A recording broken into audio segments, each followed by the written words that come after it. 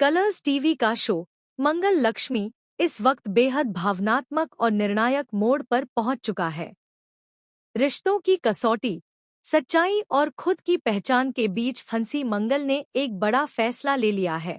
वह अब कपिल से शादी नहीं करेगी। और इस फैसले के पीछे कोई मामूली कारण नहीं, बल्कि उसकी मां होने की जिम्मेदारी, आत्मसम्मान और अपने बच्चों के भविष्य की चिंता है। यह एक माँ की पुकार है, एक स्त्री का साहस है और एक इंसान की सच्चाई का सामना करने की कोशिश है। मंगल की आंखों में आंसू हैं, लेकिन उनमें डर नहीं, उनमें सच्चाई है और आत्मबल की चमक है। कपिल से बात करते हुए उसका स्वर स्पष्ट और दृढ़ है। वह कहती है, मैं सब कुछ खो सकती हूँ कपिल जी, लेकिन अपने बच्चे नहीं। इसलिए मैंने एक फैसला लिया है, मैं यह शादी नहीं कर रही हूँ। इन शब्दों में वो भावना झलकती है जो किसी भी रिश्ते से कहीं ऊपर है, ममता। कपिल स्तब्ध है, उसे विश्वास नहीं होता कि मंगल ऐसा फैसला कर सकती है, लेकिन मंगल अब किसी के समझाने या रोकने की स्थिति में नहीं है। वो अब अपने दिल की सुन रही है, और उसके दिल में सिर्फ एक ही बात है, उसके बच्चे और उनका भला। वहीं दूसरी ओर लक्ष्मी एक अलग ही जद्दोजहद में फंसी हुई है।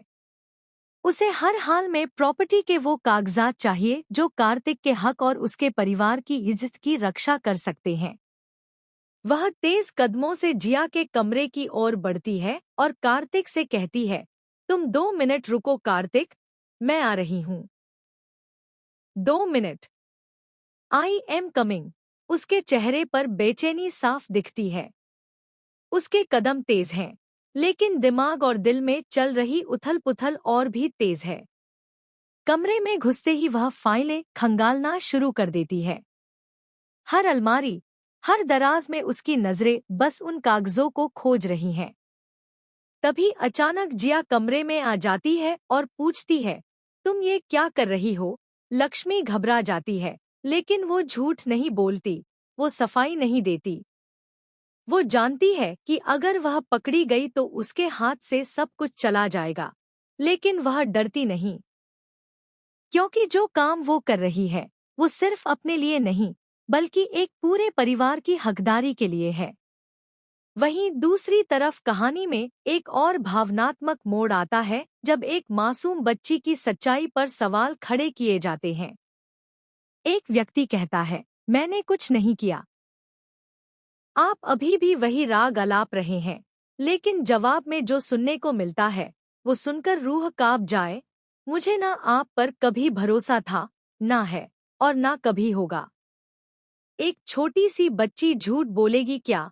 ये संवाद सिर्फ किसी सीरियल का हिस्सा नहीं है, बल्कि हमारे समाज की उस सच्चाई को सामने लाता है जहां अक्सर मासूमों की सच्चाई पर शक किया जाता है और सच्चे लोग चुपचाप न्याय का इंतजार करते रहते हैं।